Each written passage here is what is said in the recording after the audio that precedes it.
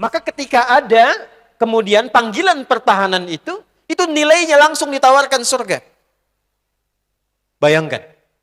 Makanya berbahagialah teman-teman yang berseragam itu, yang membela tanah airnya, kemudian dia niatkan untuk ibadah lillah. Seperti Hadratus Syekh Muhammad Hashim bin Asy'ari mengeluarkan resolusi jihad untuk meluruskan niat. Bonusnya NKRI. Ya, jadi tidak menghilangkan pengabdian kita kepada bangsa dan negara. Niatnya lillah. Itu kalau meninggal, nilainya tinggi di hadapan Allah Subhanahu wa ta'ala. Syahid dia. Syahidul akhirah. Syahid dibagi 3. Dunia wal akhirah, syahidud dunia, syahid dunia wal akhirah. Ya, syahid akhirah yang ketiga. Dituliskan syahid di akhiratnya, walaupun dia dimakamkan seperti manusia pada umumnya. Nilainya tinggi. Ada seorang baru datang berniaga. Sudah berbulan-bulan. Nyampe ke rumah. Disambut oleh istrinya. Rindu, kangen, sudah siap-siap. Makan, sudah. Bersih-bersih, sudah. Kemudian duduk ngobrol berdua. Tiba-tiba nadal munadi lil jihad. Datang penyeru memanggil. Kita sedang persiapan nih. Ada panggilan pertahanan. Ada yang akan menginvasi ke wilayah kita. Panggilan pertahanan. Apa yang terjadi? Itu bisa dadah pada istrinya yang kemudian baru jumpa berbulan-bulan. Dia mengatakan, sayang, panggilan Allah telah tiba. Abang pamit. Kalau abang nggak pulang, kita ketemu di surga Allah Subhanahu wa ta'ala. Kira-kira ibu kalau begitu gimana tuh, Bu? Hah? Jangan dulu bang, kan udah ada yang lain. Dan hebatnya panggilan istrinya karena ada pendidikan UPI itu. Pendidikan tarbiyah. Iya bang, abang berangkat, di sini aku berdoa. Kalaupun kita kemudian belum berjumpa, anak-anak aku didik untuk mempersiapkan pertemuan kita di akhirat. Berangkat. Itu sedemikian tingginya. Motivasi yang sangat luar biasa. Sehingga ketika akan kemudian disampaikan amalan itu terbayang. Siap pulang. Dalam wajah mereka tuh gak ada rasa takut. Karena pulang itu pasti. Pasti. Ya. Siapa yang pengen masuk surga? Angkat tangan. Nah, udah turunkan. Sekarang saya katakan lagi ya Bu ya. Nah, surga itu pintunya kematian. Dah. Nah, antum kalau nggak meninggal ya nggak masuk-masuk. Sekarang saya tanya balik, siapa yang mau meninggal? Angkat tangan. Mulai turun kan? Walaupun kita nggak bisa milih kan? Bisa antum duluan, saya belakangan. Atau ditukar, saya belakangan, antum duluan.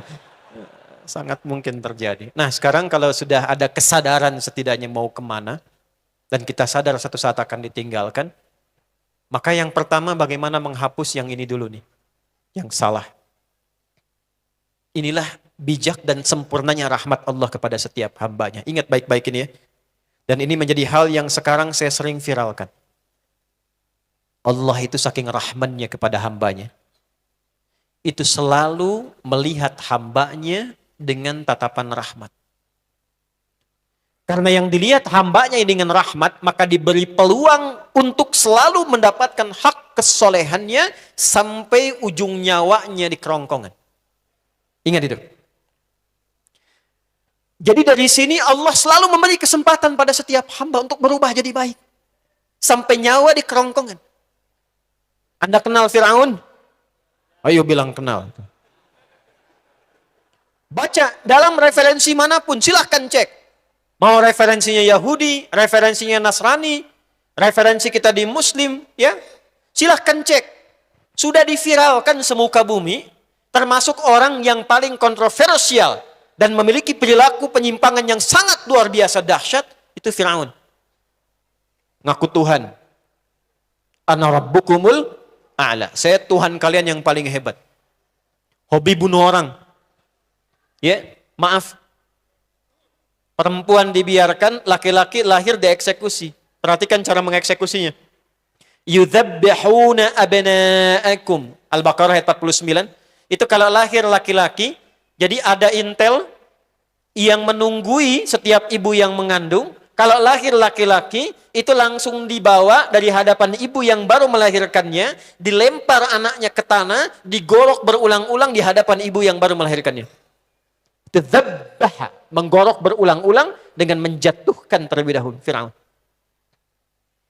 Tapi perhatikan, sepanjang masih punya kehidupan, dan nyawanya belum sampai ke kerongkongan, yang paling luar biasa masih diberikan haknya dengan keadilan Allah Subhanahu wa taala.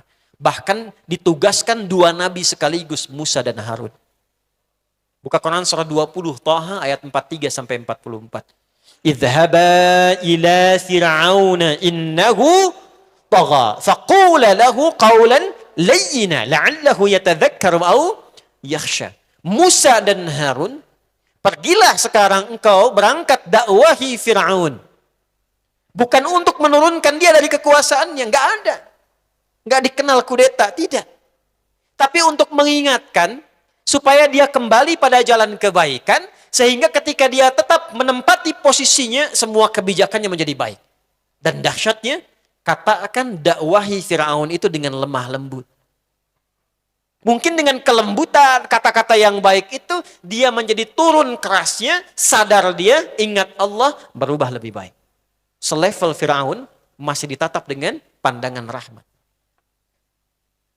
Nah, kita yang bukan Tuhan, kita yang makhluk diciptakan oleh Allah, dan ditugaskan dalam Al-Quran meneladani sifat-sifat Ar-Rahman itu, ini yang pertama ditampilkan oleh Al-Quran. Ini yang kita kehilangan itu saat ini. Kok bisa saling mencela? Padahal mengajinya Quran yang sama. Kok bisa merendahkan? Kok bisa tidak memberi harapan? Ini yang sering saya sampaikan, tatap setiap orang dengan tatapan rahmat. Sekalipun pernah berbuat salah, tidak ada yang sempurna. Sepanjang dia manusia, pasti pernah berbuat salah. Tatap dengan tatapan rahmat. Semua orang yang pernah hidup, pernah berbuat salah, selalu punya kesempatan kembali menjadi saleh. Jelas sampai sini?